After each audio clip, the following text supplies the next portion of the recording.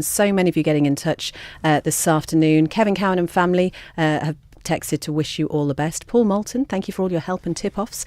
Your MTT interview is live tomorrow. And Thanks, Mark O'Connor has sent a message to James Dad Davis. Oh, he came here. I call him son. He called me dad. Okay, yeah. I wondered if there was a story there. No, I don't think there's a Milkman story there. But no. Mark says, James is a fantastic mentor for me. When I was at Manx Radio doing work experience in the newsroom, his shining personality was the best thing about it. He is an amazing person and gave me a real thirst for journalism. He's a great support of my work at MTTV and at other Manx media outlets. I'm not even paying anybody to say all of these things, James, honestly. Alexandra and her mum Colette Slater say they are listening in the car and say how much you will be missed. And there's a name to watch, Alexandra. She is going places, by the way. Thank you, guys. Malcolm Lambert, the press officer from Carstown Golf Club, says, sorry to learn that you're leaving. Always like the mixture of penetrative questioning and genuine interest and respect for whoever he's interviewing. And James, I don't even play golf. James always got the balance right between proper news and sometimes irreverent information or comment. And, this is a recurring theme in many of the messages we're getting this afternoon. I would describe you, James, as a smiling assassin when it comes to questioning. Hey, touche, hey, you too. But you do have that amazing ability to keep people on side, even when you're asking them really horrible questions. How do you do that? Do you know what? I don't think there's any it's not rocket science. I think if you're fair with people and you are honest with them, they will appreciate it more. If you can tackle any issue, or you can attempt to tackle any issue, as long as you're fair and balanced and give them the opportunity to respond to the other side as well. I think if you can do that, you've got a chance. One of your other great talents, James, I would say, is your ability to strike the right tone, even when you're talking to people who are going through the most difficult of times. And as a journalist, you often have had to approach people in those sort of circumstances. And it can be very, very emotional at times. Yeah.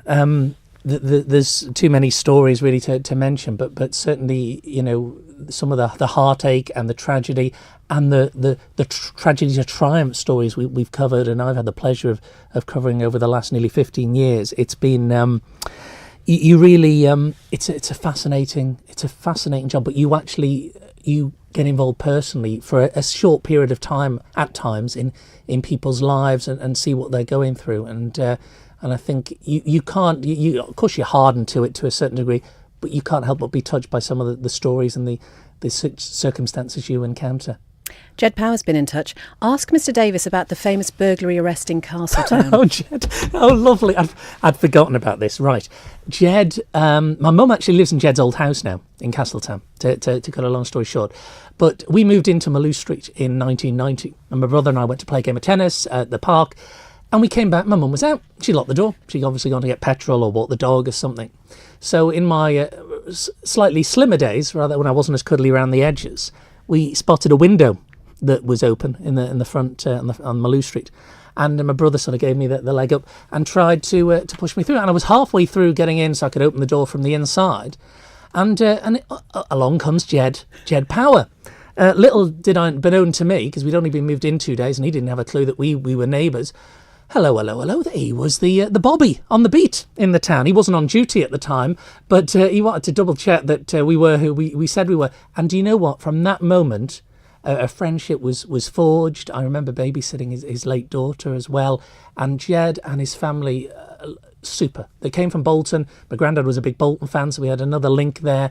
And a lot of time for Jed. And we've stayed in touch in one form or another ever since. But yes, I was second day in Castletown, and I had the arm of the law and my feeling on my shoulder. But I do remember that. And also the other one I remember was just before we moved to Castletown. Actually, I went to King William's College, and I was 11. That didn't last long, though, did it didn't. It lasted 3 weeks. What it was, basically, I won a scholarship, boarding scholarship, was homesick, didn't want to stay. I think I wrote a letter home at one point saying they're making me have cold milk on my Weetabix. It's funny, isn't it? I love that now. But anyway, things like that shaped you. But I remember going in to see one of the principals, deputy principals at the time, and they said, Davis, they said, I was 11 at this point, they said, are you a man or a mouse? And I said, a mouse. Now I want to go home. It's funny what you remember, isn't it? But yeah, and I moved to Castletown. Ironically, if I'd moved to Castletown a bit later, I probably wouldn't have been homesick because I've only been around the corner, but it just shows you, doesn't it?